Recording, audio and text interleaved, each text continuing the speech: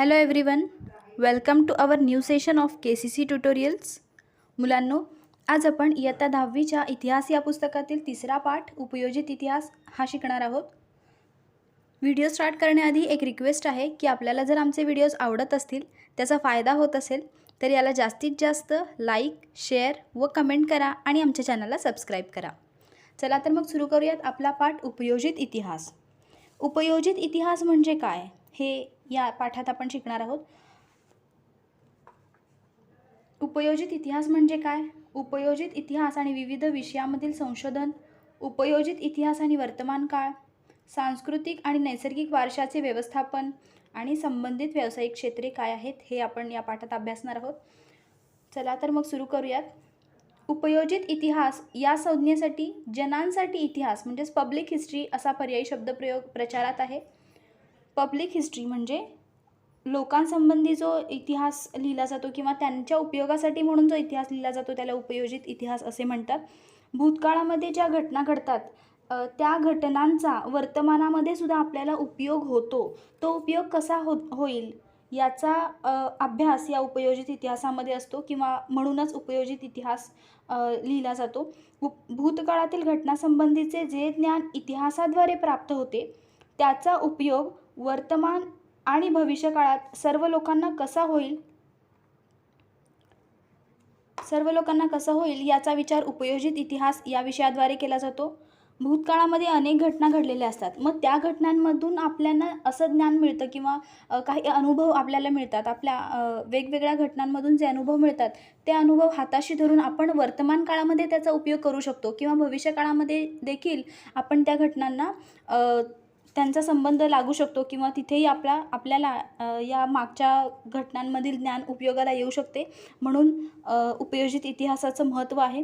वर्तमानातील सामाजिक आव्हानांवर उपाययोजना करणे, सामाजिक उपयुक्ततेचे निर्णय घेणे यांसारख्या गोष्टींसाठी पूर्वी होऊन गेलेल्या घटनांचे विश्लेषण दिशादर्शक ठरते. उपयोजित इतिहास हा यासाठीच लिहिला जातो की तो वर्तमानासाठी आपल्याला उपयोगी यावा. नावावरूनच आपल्याला कळतं की उपयोजित म्हणजे उपयोगी येण्यासाठी असलेला जो इतिहास आहे तो जनांसाठी जो इतिहास आहे तो. मग या इतिहासाचा संबंध वर्तमानातील आपली जी जीवनपद्धती आहे या जीवनपद्धतीशी अनेक गोष्टी निगडीत असतात. म्हणजे अनेक क्षेत्र निगडीत असतात. त्या वेगवेगळ्या क्षेत्रांमध्ये या उपयोजित इतिहासाचा वापर होतो.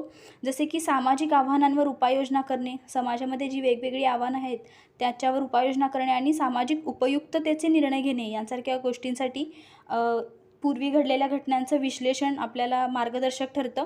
त्यासाठी इतिहासाचे ज्ञान आवश्यक असते.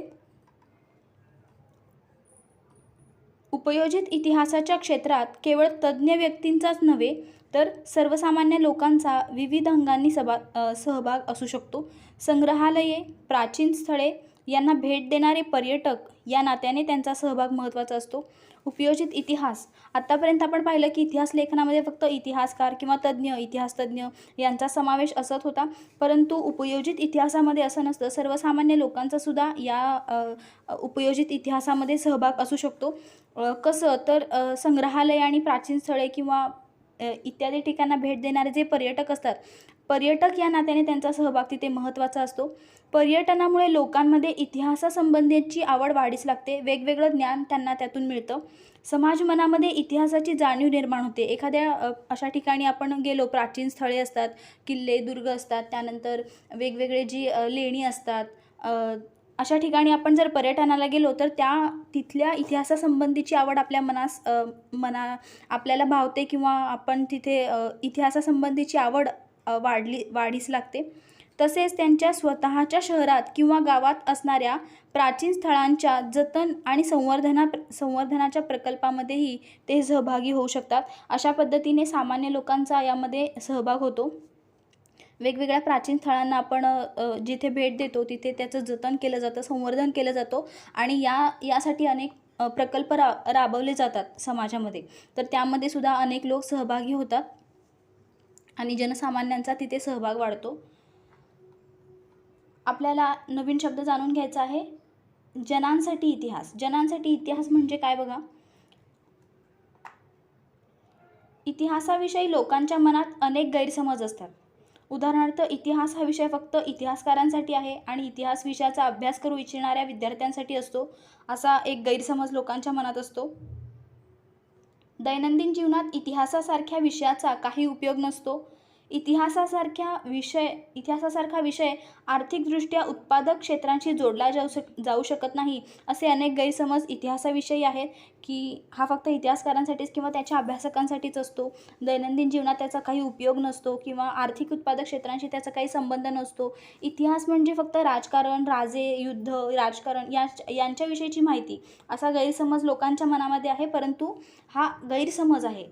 अशा गैरसमजांवर मात करत इतिहासाची नाळ लोकांच्या वर्तमानातील जीवनसरणीशी जोडणारे क्षेत्र म्हणजेच जनांसाठी इतिहास.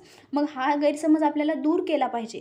मग त्यासाठीच आपल्या जे लोकांचं वर्तमानातील जीवन आहे, जीवनपद्धती आहे, या जीवनपद्धतीशी जोडणारं क्षेत्र म्हणजेच जनांसाठी इतिहास, म्हणजेच पब्लिक हिस्ट्री आणि म्हणजेच उपयोजित इतिहास. परदेशातील अनेक विद्यापीठांमध्ये जनांसाठी इतिहास या विषयातील अभ्यासक्रम शिकवले जातात. भारतामध्ये बंगळूर येथे Srishti institute of art design and technology या संस्थेत सेंटर फॉर पब्लिक हिस्ट्री हा स्वतंत्र विभाग आहे. किती विशेष गोष्ट आहे, भारतामध्ये बंगळूर येथे Srishti institute of art design and technology या ठिकाणी एक स्वतंत्र विभाग पब्लिक हिस्ट्रीसाठी अस्तित्वात आहे आपल्या इथे. या विषयातील प्रकल्प आणि संशोधनाचे तिथे काम चालते. पब्लिक हिस्ट्री या विषयातील प्रकल्प आणि संशोधनाचं काम तिथे चालतं. पुढे आपण पाहणार आहोत उपयोजित इतिहास आणि विविध विषयांमधील संशोधन.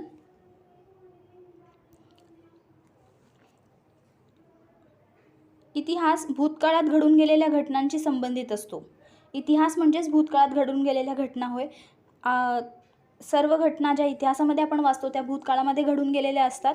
वर्तमानात दिसणाऱ्या मानवी जीवनाची घडण ही त्या घटनांवरच आधारलेली असते. म्हणजे वर्तमानाशी इतिहासाचा संबंध असतो. या घटना राजकारण, सामाजिक आणि धार्मिक संघटन, तत्त्वज्ञान, तंत्रज्ञान आणि विज्ञान यांसारख्या विविध क्षेत्रांमध्ये घडलेल्या असतात. या ज्या घटना आपण इतिहासामध्ये वाचतो या सगळ्या राजकारण, सामाजिक, धार्मिक संघटन, तत्त्वज्ञान, तंत्रज्ञान आणि विज्ञान या दोन महत्त्वाच्या, तंत्रज्ञान आणि विज्ञान यासारख्या विविध क्षेत्रांमध्ये घडलेल्या या घटना असतात आपण ज्या वाचतो. प्रत्येक क्षेत्रातील ज्ञानसंचयाचा स्वतंत्र इतिहास असतो. ज्ञानसंचय म्हणजे त्या क्षेत्रातील ज्ञान जे आपल्याला त्या इतिहासामधून मिळतं, त्या ज्ञानसंचयाचा स्वतंत्र असा इतिहास असतो. त्या क्षेत्रातील पुढील वाटचालीची दिशा या ज्ञानसंचयाच्या स्थितीवर अवलंबून असते. म्हणजे एखाद्या क्षेत्रातील जेवढं अधिक ज्ञान आपल्याला असेल त्या घटनांवरून आपण जे ज्ञान समजा गोळा करू, म्हणजे अनुभव एक प्रकारचा आपण म्हणू शकतो की पूर्वी घडलेल्या घटनांवरून आपण जर काही शिकत असू, त्यातील ज्ञानसंचय मिळवून ठेवत असू, तर ते ज्ञान आपल्याला वर्तमानामध्ये क्रिया करण्यासाठी उपयोगाला येतं. म्हणजे पुढील वाटचालीची दिशा या ज्ञानसंचयाच्या स्थितीवर अवलंबून असते. म्हणजे की ते ज्ञान आपल्याला इथे उपयोगाला येतं. त्या अनुषंगाने अनेक विषयांच्या संशोधनात इतिहासाची संशोधन पद्धती उपयुक्त ठरते. उदाहरणार्थ तत्त्वज्ञान, असे अनेक क्षेत्र आपण आता पाहणार आहोत. त्यातील पहिलं आहे तत्त्वज्ञान. तत्त्वज्ञान या क्षेत्रातील इतिहासाचं संशोधन का गरजेचं आहे किंवा का केलं गेलं पाहिजे ते आता आपण पाहणार आहोत. याचा काय उपयोग आहे, विविध विचारसरणींचा उगम, त्यामागील वैचारिक परंपरा आणि त्या विचारसरणींच्या वाटचालीचा इतिहास समजून घेण्यासाठी तत्त्वज्ञानाच्या इतिहासाचा अभ्यास करणे आवश्यक आहे. यासाठी तत्त्वज्ञानाचा इतिहास अभ्यासावा लागतो. कशासाठी, तर वेगवेगळे जे विचार आहेत ते विचार कुठून आले, त्यांचं मूळ स्रोत काय आहे किंवा त्यामागील वैचारिक परंपरा काय आहे आणि त्यामागच्या वाटचालींचा इतिहास समजून घेण्यासाठी तत्त्वज्ञानाचा अभ्यास करावा लागतो. तत्त्वज्ञान समजून घेताना ते तत्त्वज्ञान ज्या भाषेतून व्यक्त झाले आहे त्या भाषेच्या इतिहासाचाही उपयोग आपल्याला होतो. त्यानंतर आहे विज्ञान. असे अनेक क्षेत्र आपण पाहणार आहोत. तत्त्वज्ञान हे क्षेत्र आपण पाहिलं की का तत्त्वज्ञानाचा इतिहासाचा अभ्यास करणे आवश्यक आहे, तर वेगवेगळे विचारसरणी कुठून आले आहेत, त्यांचा उगम काय आहे, त्यांचा स्रोत काय आहे आणि वैचारिक परंपरा काय आहे, त्यामागची वैचारिक परंपरा काय आहे हे समजून घेण्यासाठी तत्त्वज्ञानाचा अभ्यास करावा लागतो. त्यानंतर आहे विज्ञान. वैज्ञानिक शोध आणि सिद्धांत यांचा कालक्रम आणि त्या शोधांमागील कारण परंपरेची साखळी समजून घेण्यासाठी आपल्याला विज्ञान या शाखेचा अभ्यास करावा लागतो किंवा विज्ञानाचा इतिहास अभ्यासावा लागतो. यासाठी विज्ञानाचा इतिहास अभ्यासावा लागतो. गरज ही शोधाची जननी असते असे म्हटले जाते. अनेकदा वैज्ञानिक शोध हे मानवी गरजांची पूर्तता आणि जिज्ञासेचे समाधान करण्याच्या प्रयत्नातून लागलेले असतात. ज्यावेळी माणसाला एखाद्या गोष्टीची गरज भासते त्यावेळीच तो नवीन काहीतरी शोधण्याच्या प्रयत्नात असतो, नवीन शोध तो लावतो. आणि विज्ञानातील असे बरेचसे शोध आहेत जे अनेक मानवी गरजांची पूर्तता करण्यासाठी म्हणून लागलेले आहेत आणि त्याच्या जिज्ञासेचे समाधान करण्याच्या प्रयत्नातून ते लागलेले आहेत. की असे का, असे घडण्यामागचे कारण काय आहे, या प्रश्नाचं उत्तर जेव्हा एखादा वैज्ञानिक शोधतो तेव्हा त्यातून नवीन शोध उदयास येतो, नवीन काहीतरी शोध तिथे लागत असतो. त्यासाठी आधी अस्तित्वात असलेल्या वैज्ञानिक ज्ञानाचा उपयोग केला जातो. आपल्याकडे जे ज्ञान आधी उपलब्ध आहे त्या ज्ञानाचा आधी उपयोग केला जातो. या शोधांमागील कारण परंपरा म्हणजेच काय कारण आहे हा शोध लागण्याचं, कालक्रम समजून घेण्यासाठी विज्ञानाच्या इतिहासाचे ज्ञान इथे उपयोगी पडते. विज्ञानाचा इतिहास समजून घेण्याचं हेच कारण आहे की हे जे शोध लागतात त्यामागे काय कारण आहे, कशामुळे असं झालं, आणि कालक्रम समजून घेण्यासाठी विज्ञानाच्या इतिहासाचे ज्ञान आपल्याला उपयोगी पडते. त्यानंतर आहे तंत्रज्ञान.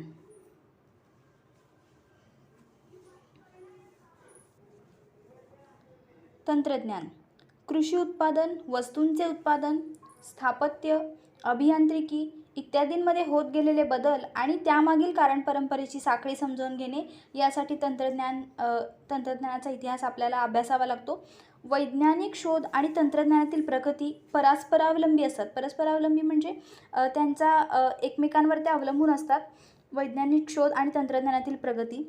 वैज्ञानिक शोध आणि तंत्रज्ञान म्हणजे खूप आधीपासून ज्यावेळी अश्मयुग होतं त्या वेळापासून माणूस तंत्रज्ञानाचा वापर करत आला आहे. म्हणजे की अत्यंत साधी यंत्रे तो वापरत आला. पहिल्यांदा सुरुवातीला त्याने दगडाची हत्यारे बनवली, त्यानंतर चाकाचा शोध लागला, त्यानंतर नांगर, असे अनेक शोध लागत तंत्रज्ञानाचा विकास होत गेला आणि वैज्ञानिक शोध लागत गेले. म्हणजेच की या सगळ्या गोष्टींचा हा सगळा इतिहास आहे. मग ज्यावेळी माणूस पुढील शोध लावत होता त्यावेळी त्याला मागच्या इतिहासाची सुद्धा मदत झालेलीच आहे.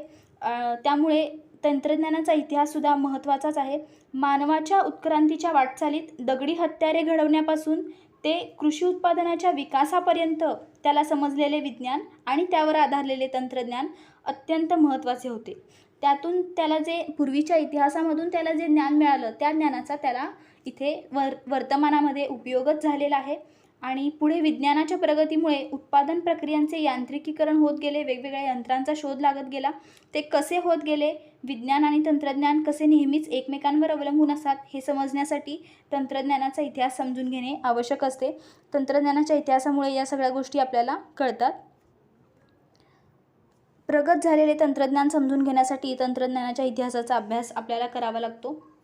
त्यानंतर पुढे आहे उद्योगधंदे आणि व्यापार. उद्योगधंदे आणि व्यापार यामुळे मानवी समाजातील परस्पर व्यवहाराचे क्षेत्र विस्तारते. त्यामुळे सांस्कृतिक संबंधांचे जाळेही सतत विकसित होत असते. उद्योगधंदे आणि व्यापाराच्या व्यवस्थापनाचाच हा एक भाग आहे. त्यांचा इतिहास समजावून घेणे महत्त्वाचे असते. बाजार आणि व्यापार यांचे स्वरूप बदलत गेले. या सर्वांमागील मानवी नात्यांचे स्वरूप आणि समाजरचना बदलत गेली आहे. आणि हा सर्व प्रवास समजण्यासाठी म्हणून सांस्कृतिक घडण, सामाजिक रचना आणि आर्थिक व्यवस्था इत्यादींचा इतिहास अभ्यासावा लागतो आपल्याला.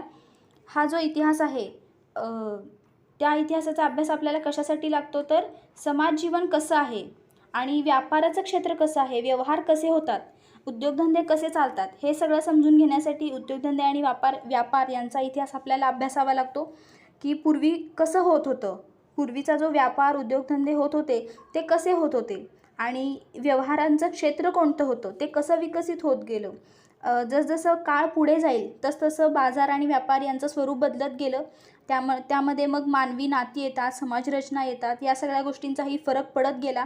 या सगळ्यांचा मागील इतिहास अभ्यासणं का गरजेचं आहे? कारण वर्तमानामध्ये सुद्धा बदल होत राहतात आणि या बदलातील म्हणजे हे जे बदल आहेत, आत्ताची जी सामाजिक रचना आहे, सांस्कृतिक जडणघडण, या सगळ्या गोष्टी, आर्थिक व्यवस्था असेल, या सगळ्या गोष्टींचा आतासुद्धा आपल्याला या सगळ्या गोष्टींमध्ये आतासुद्धा योग्य दिशेने जाण्यासाठी मागील इतिहास समजून घेणे गरजेचे आहे आणि म्हणून उद्योगधंदे आणि व्यापार यांचा इतिहास समजून घेणे महत्त्वाचे आहे. त्यानंतर आहे व्यवस्थापनशास्त्र. व्यवस्थापनशास्त्र याचा अभ्यास करणे का गरजेचे आहे ते आता आपण बघणार आहोत. उत्पादनाची संसाधने म्हणजे जे काही उत्पादन असेल तर ते कुठून येतं, त्याच्यासाठी काय लागतं ते म्हणजे उत्पादनाची संसाधने, मनुष्यबळ आणि उत्पादनाच्या विविध प्रक्रिया, बाजार आणि विक्री यांच्या व्यवस्थापनाच्या साखळीत त्या संबंधातील भूतकालीन यंत्रणा कशा होत्या हे समजावून घेणे आवश्यक आहे. भूतकाळातील यंत्रणा या सगळ्या बाबतीत कशा होत्या याचा अभ्यास करणे गरजेचे आहे. कारण ते जे ज्ञान तिथून मिळणार आहे भूतकाळातील व्यवस्थापनापासून, त्याचा उपयोग वर्तमान काळामध्ये होणार आहे. या साखळीत गुंतलेल्या विविध स्तरांवरील लोकांची परंपरागत मानसिकता समजून घेण्यासाठी या सर्वांचा डोलारा ज्या वेगवेगळ्या सामाजिक आणि आर्थिक संस्थांच्या घटनांवर अवलंबून असतो त्यांचा इतिहास समजला आपल्याला तर काय होईल, वर्तमानामध्ये विविध पातळ्यांवरील व्यवस्थापन करणे सोपे होते. प्रत्येक हे जे क्षेत्र आहे त्या क्षेत्रांचा अभ्यास करणं का महत्त्वाचं आहे, तर मागील इतिहासामधून आपल्याला जे ज्ञान मिळतं, जे अनुभव मिळतात, त्या अनुभवांच्या आधारे किंवा त्या ज्ञानाच्या आधारे आपण वर्तमानामध्ये सुधारणा करू शकतो, बदल घडवू शकतो आणि आणखी योग्य दिशेने आपण वाटचाल करू शकतो. म्हणून या सगळ्या क्षेत्रांचा अभ्यास करणं महत्त्वाचं आहे. व्यवस्थापन क्षेत्राचा सुद्धा अभ्यास या सगळ्यासाठीच केला जातो की या वेगवेगळ्या ज्या यंत्रणा आहेत, म्हणजे बाजार विक्री असेल किंवा उत्पादनाच्या प्रक्रिया असतील, या सगळ्यांचा अभ्यास करणं का महत्त्वाचं आहे, तर व्यवस्थापन आत्ताचं वर्तमान काळामधील व्यवस्थापन नीटनेटकं व्हावं यासाठी तो अभ्यास केला जातो. त्यानंतर आहे कला हे क्षेत्र. विविध कला क्षेत्रांमधील अभिव्यक्ती व त्यामागील वैचारिक, भावनिक, सांस्कृतिक परंपरांच्या आधाराने झालेला कलांचा विकास समजावून घेणे महत्त्वाचे असते. वेगवेगळ्या कला ज्या पूर्वी होत्या, परंपरा आपली संस्कृती होती, त्यांचा अभ्यास करणं महत्त्वाचं असतं. कोणत्याही कलाविष्काराचे मर्म कशात आहे, कलाकृतीच्या निर्मात्याची मानसिकता काय आहे आणि विशिष्ट कलाशैलीच्या विकासाचा क्रम काय आहे हे समजून घेण्यासाठी सांस्कृतिक इतिहासाच्या अभ्यासाद्वारे आपण हे सगळं समजून घेतो. संस्कृतीचा इतिहास केला तर या सगळ्या गोष्टी आपल्याला कळतात. विविध कलाशैली ज्या आहेत इतिहासामधल्या त्यांचा अभ्यास आपण इथे अभ्यासतो. त्यानंतर आहे मानवीय ज्ञानशाखा. इतिहास, पुरातत्व, समाजशास्त्र, मानवशास्त्र, राज्यशास्त्र, अर्थशास्त्र या ज्ञानशाखांचा उगम आणि विकास यांचा इतिहास समजून घेणे हे या ज्ञानशाखांचा अभ्यासाचा आवश्यक भाग आहे. मानवीय ज्ञानशाखामध्ये या सगळ्या गोष्टींचा अभ्यास करणं महत्त्वाचं आहे. तत्त्वज्ञान ही विज्ञान आणि इतर सर्व ज्ञानशाखांची जननी मानली जाते. आपण जी सुरुवातीला जे क्षेत्र पाहिलं तत्त्वज्ञान, हे क्षेत्र या सर्व ज्ञानशाखांची जननी आहे असे म्हटलं जातं. कारण वैश्विक पसारा आणि मानवाचे त्यातील अस्तित्व यांचा परस्पर संबंध समजून घेण्याच्या जिज्ञासेतून, म्हणजे यांचा काय संबंध आहे याविषयी जे एक माणसाला सतत असलेलं कुतूहल आहे, हे कुतूहल या कुतूहलातूनच जगभरातील सर्वच मानवी समाजामध्ये त्यासंबंधीची अनुमाने लोक बांधू लागले. म्हणजे त्यासंबंधी वेगवेगळे अंदाज बांधू लागले, अनुमान म्हणजे अंदाज बांधू लागले आणि त्यातूनच जगाच्या उत्पत्तीसंबंधीच्या कथा, सृष्टीचक्र आणि मानवी संबंधीची मिथके, देवदेवतांसंबंधीच्या कल्पना आणि त्या देवदेवतांना प्रसन्न करण्यासाठी केलेले विधी, त्यासंबंधीचे तात्विक विवेचन यांचा विकास झाला. मानवीय ज्ञानशाखेमध्ये आपण पाहतोय की हा जो विश्वाचा पसारा आहे, वैश्विक पसारा म्हणजे विश्वाचा पसारा आणि मानवाचा त्याचा संबंध, मानवाचा त्याच्याशी असलेला संबंध, मानवाचं जे अस्तित्व आहे, यातून या सगळ्या गोष्टी उदयास आल्या की जगाची उत्पत्ती कशी झाली, हे सृष्टीचक्र कसं आहे आणि मानवी जीवनासंबंधीची मिथके म्हणजे अनेक जे काही वाक्य बोलली जातात ती खरी आहेत की नाही, देवदेवतासंबंधीच्या कल्पना आणि त्या देवदेवतांना प्रसन्न करण्यासाठी केले जाणारे वेगवेगळे विधी या सगळ्या गोष्टींचा विश्लेषण किंवा त्याचं स्पष्टीकरण, त्यांचा अभ्यास या सगळ्यामध्ये केला जातो. प्राचीन लोकांनी केलेल्या या गोष्टींविषयीच्या विचारात तत्त्वज्ञानाची बीजे आहेत. म्हणजे तत्त्वज्ञानाचं मूळ कुठे आहे, तर या सगळ्या गोष्टींविषयी प्राचीन लोकांनी म्हणजे पूर्वीच्या लोकांनी जे काही विचार मांडले आहेत त्यामध्ये तत्त्वज्ञानाचं मूळ आहे. इथे उल्लेख केलेल्या मानव्य शाखेतील विविध शाखांच्या विकासाला तत्त्वज्ञानातील सिद्धांताचा पाया आहे.